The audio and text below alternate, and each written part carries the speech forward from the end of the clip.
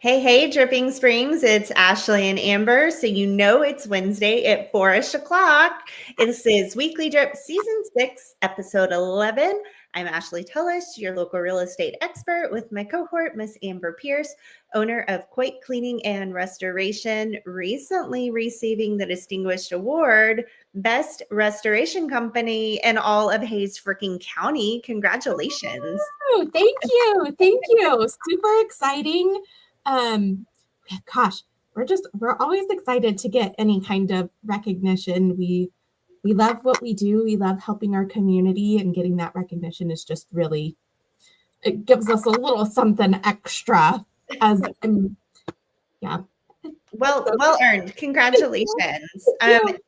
And I'm seeing some interesting trends in the real estate market. And I wanted to kind of touch on something that I know is your expertise. And then I want to continue the conversation on the macro outside of just homes. So I've noticed an uptick whenever my listings go under contract. The buyers are automatically doing an inspection. I mean, they always do a home inspection, but now more than ever, I'm seeing additional mold inspections take place. So I'm curious if you could give me like the rundown on mold in your home, where people should be vigilant and keep an eye out for it. And just tell me all the things, Fred, because I know you know. Sure.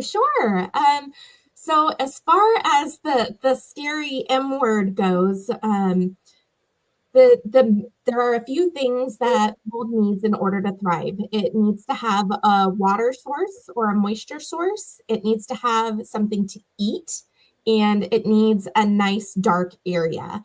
So Okay.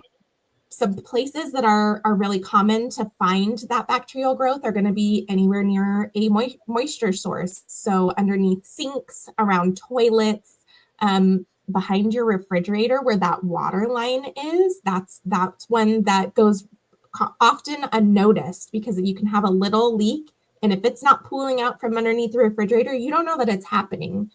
Also around your dishwasher, as well as underneath your HVAC system, that those are definitely more common areas to have moisture issues.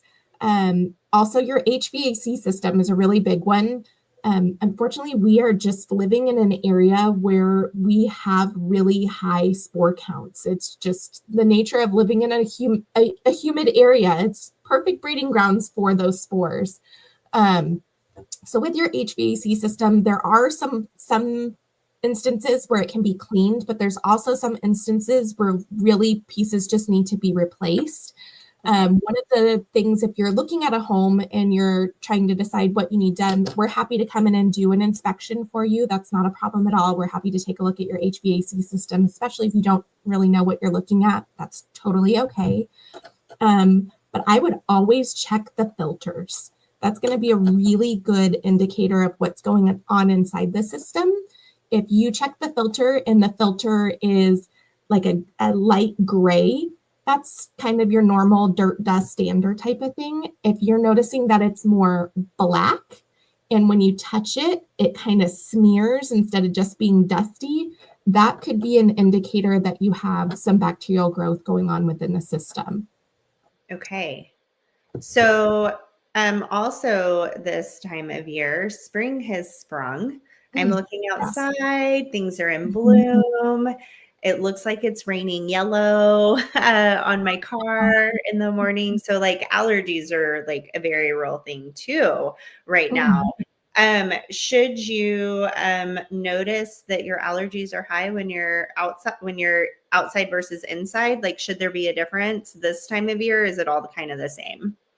So it kind of depends. If you are noticing that your allergies are just as bad when you're inside as they are when you're outside and you have an outdoor allergy, that's a really good indicator that you have got some of those allergens within your home. And it might be a good indicator that it's time to have your HVAC system cleaned.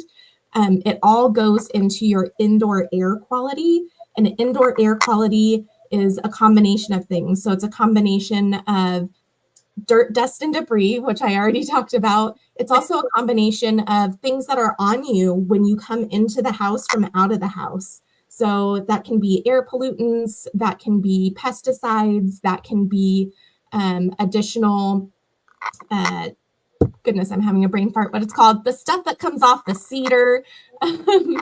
Those different allergens, those get on our clothes really easily. They get on our shoes, and we bring them in. And when we're doing that constantly, or when we have pets that are going in and out all of the time, we're bringing that stuff in. And over time, it goes up into the filter. And especially if you're not changing your filter or using a good one, it can get into your system, and then you're just circulating those dust, debris, and allergens in your home. So we're gonna jam on like what to do for allergy relief. But before we jump into that, you just said something that like really stuck out to me. And maybe you don't know this offhand. Maybe this is something we provide in the comments later. What's a good filter to be using? Can I just buy something at HEB? Because like, to be honest, that's what I've been doing forever. Maybe. Definitely something really important is you want to make sure that your filter fits properly.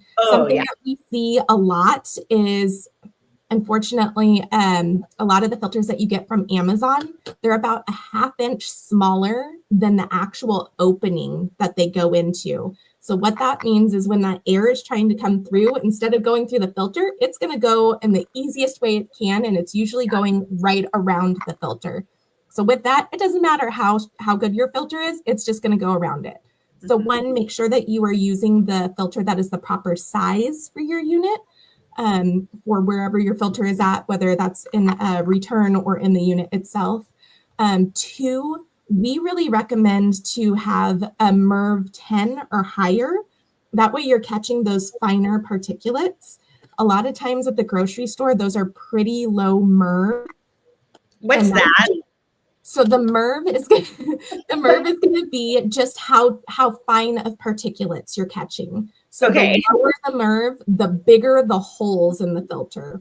The higher the MERV, the less is going to be able to go through that filter because there's more layers to it. It's catching. So you want a high MERV. Preferably higher than 10 is what we recommend. You can get the super, super strong ones, but I have heard people say that can potentially put a strain on your unit if you're running those really, really high MERV count ones. So we just suggest 10 or higher. Is MERV MERV? Yes, it is. Oh, yay.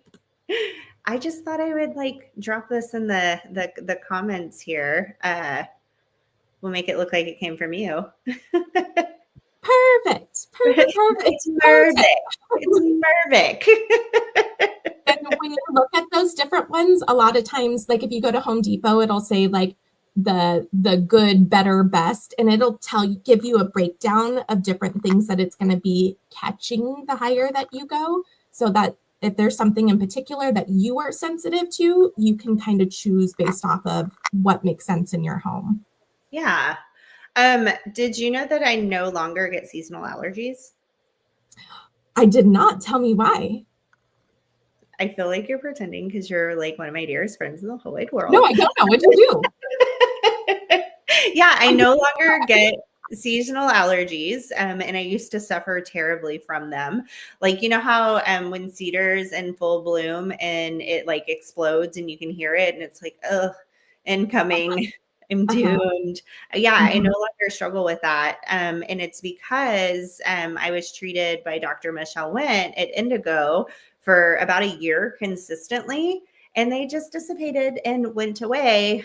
So another pro tip, if you are looking for allergy relief and you don't want to take medication, daily doses of Claritin, Benadryl, all the things, that might be something that I just like really encourage people to seek out. And I'm like walking proof that it works.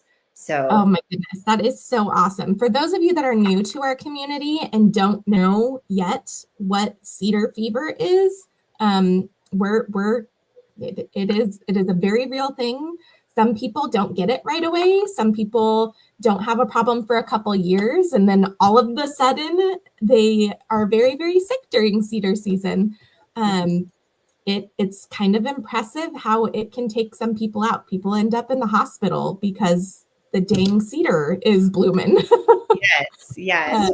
What else are you doing, my favorite woo-woo friend, to mitigate your allergies, your own allergies? So lots of things. For me, I noticed when I cut dairy out of my diet, that for me made a big difference. So I am not on that train anymore. I have been eating dairy again, but my allergies don't seem bad this year. So I feel like I'm okay.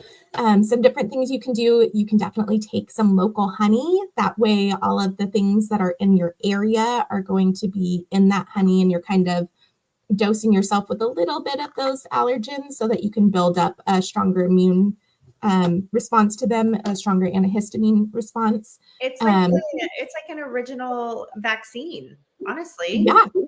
That's nature's vaccine for it. There you go. Also, I learned last night that there are massage techniques that can also assist with allergy relief. Faith with Indigo Healing and Acupuncture. Also, she was talking about that there's some specific techniques that she can utilize for allergy relief. So that I just learned about last night. I did not know that. I think that is so neat to have another option.